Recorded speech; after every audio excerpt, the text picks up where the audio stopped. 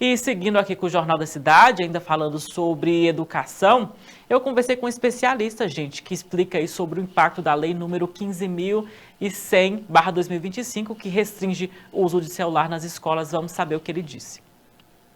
Recentemente, uma lei proíbe o uso de celulares nas escolas. Qual o impacto em relação disso com a educação? É apenas nas escolas ou em casa também deve seguir um tipo de padrão?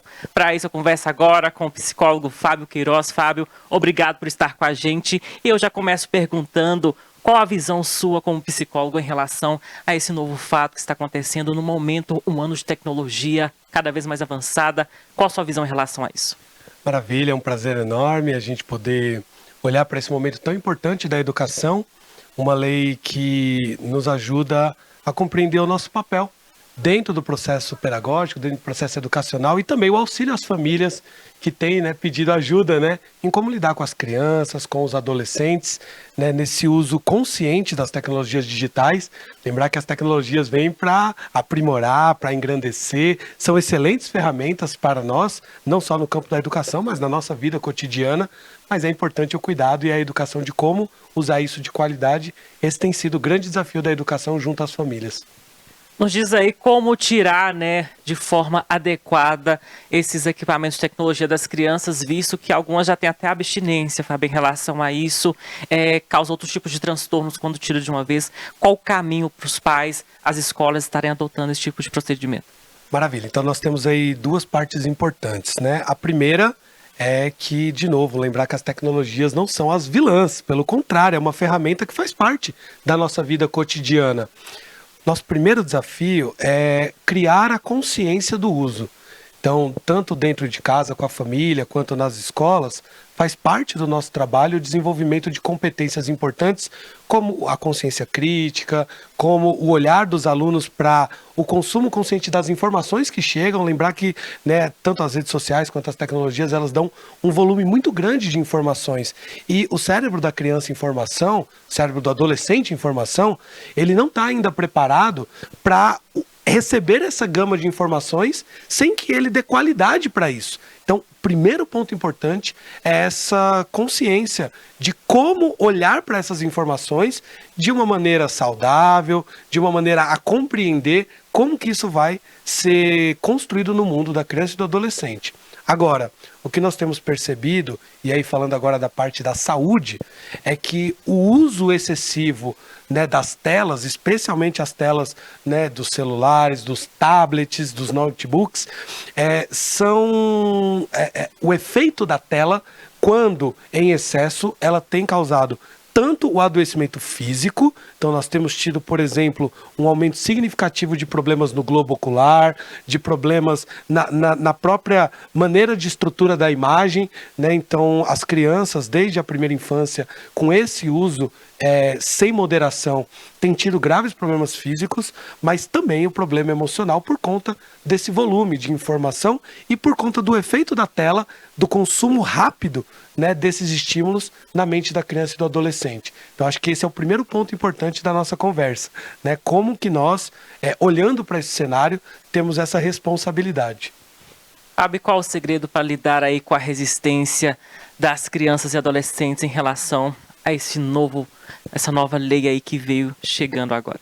Bom, nós tínhamos um ditado popular que é o combinado não sai caro, Acho que dentro de casa, com as famílias e também dentro do ambiente escolar, fazendo juízo à lei, inclusive, a nova lei ela não proíbe o uso do celular na escola. Ela proíbe o uso indiscriminado e valoriza o uso para processos pedagógicos. Isso é importante, também na família.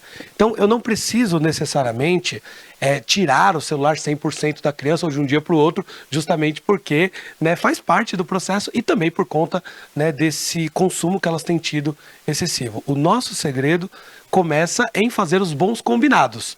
Então, eu posso deixar que o meu filho utilize por um período do dia, mas eu preciso combinar. Quanto tempo será esse período? Em que momento do dia vai ser? E, principalmente se as outras responsabilidades do ser criança e do ser adolescente estão sendo cumpridas. Criança tem tarefa de casa para cumprir, quando eu trago da escola. Criança pode auxiliar, a depender da idade, em cada fase do desenvolvimento, nas tarefas de casa, como, por exemplo, organizar o seu material, organizar os seus brinquedos, sentar à mesa para comer junto com a família, sem os dispositivos, né, digitais. Então, nós estamos sentados à mesa, é hora de compartilhar, de conversar, de bater papo, de contar como foi meu dia. Celular não foi feito para ficar na hora da refeição com a família. Então, são esses momentos em que nós podemos fazer um combinado mesmo, e aí pode ter, inclusive, lá uma folha, né, um caderno, uma pauta ali pendurada na geladeira, para que a criança possa entender a rotina dela. Então, hoje, qual vai ser a minha rotina? Eu vou levantar, eu tenho que fazer a minha higiene pessoal, eu tenho que arrumar a minha cama, eu tenho que ir para a escola. Então, a família pode e deve construir, até para que a criança, não apenas com a tecnologia, mas que ela tenha esse senso de responsabilidade. Eu tenho coisas a cumprir e isso também me dá o benefício de fazer coisas que são prazerosas. Esse é o primeiro ponto. E tem um último ponto importante, que é lembrar que o celular não pode ser a única ferramenta de prazer da criança. Lembrar que os esportes são importantes.